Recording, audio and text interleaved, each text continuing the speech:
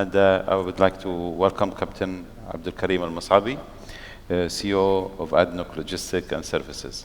Assalamu alaikum and good morning to everybody.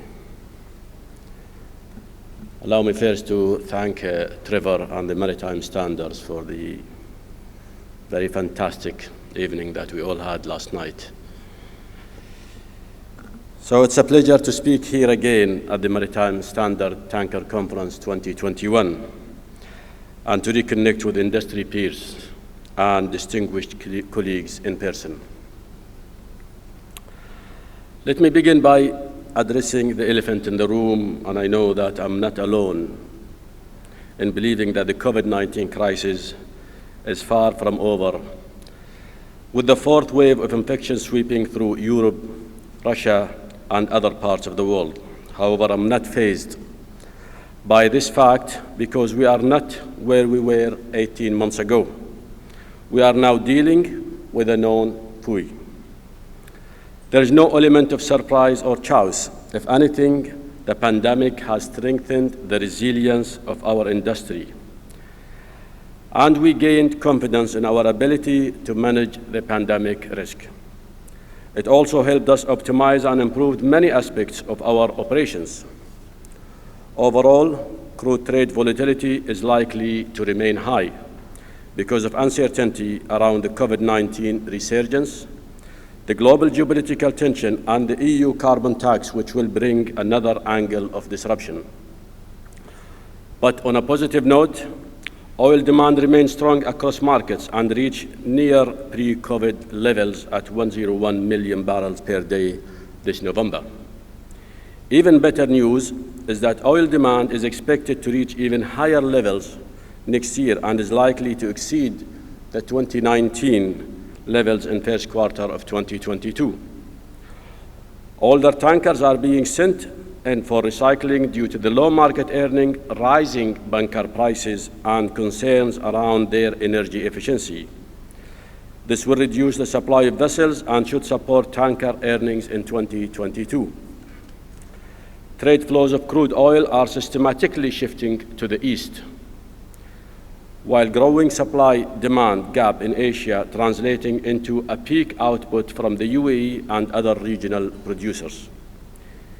Asian crude oil imports are expected to grow by 3.5 million barrels per day to 26.6 million barrels per day from the 2019 to 2026.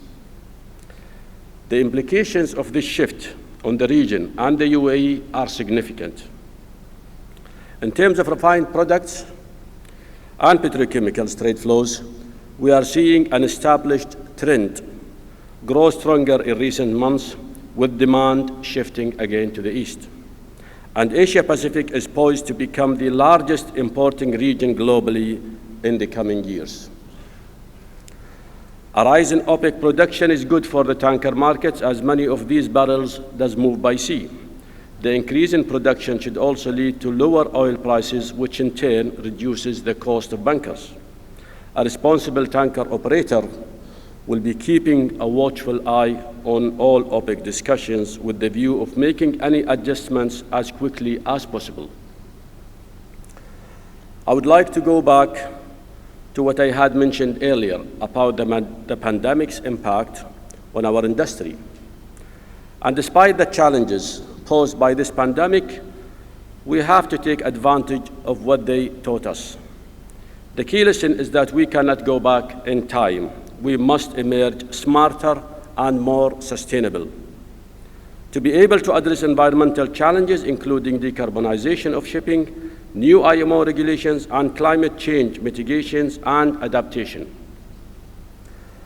Upgrades involving technology and digitalization should become the norm across the industry, including changes to vessels, terminals, ports, and other areas of operations.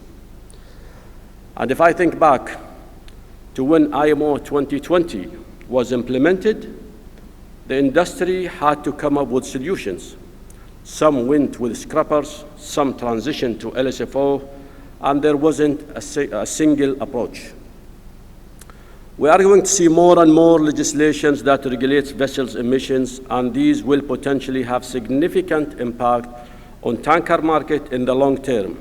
And the key will be to finding the approach that best fit with the economics of tanker operations and the overall need to reduce our emissions.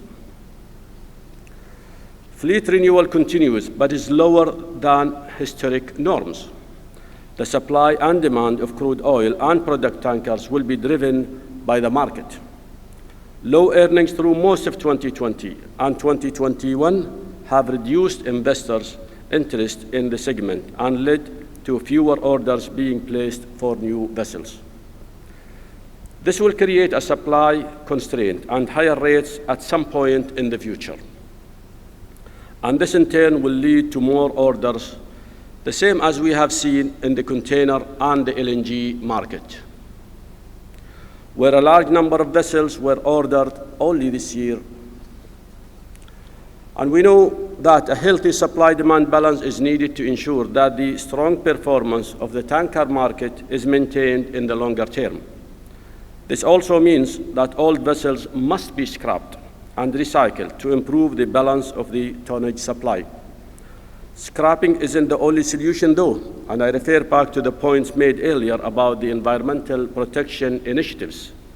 These have the potential to impact how end-of-life vessels are treated in the future.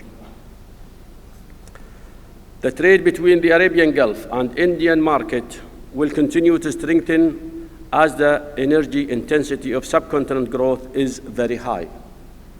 A 1% rise in GDP here requires more oil and gas products than an equivalent 1% rise in Europe or other Western markets. Continued growth, coupled with the recent commitment from India to begin reducing its reliance on coal, has the potential for the subcontinent to become one of the foremost players on the global tanker sector.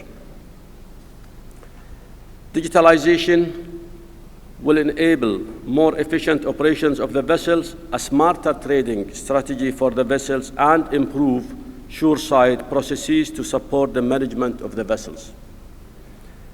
We are seeing an increased reliance on data and AI in vessels operations in terms of efficient sailing, condition-based maintenance, and voyage planning.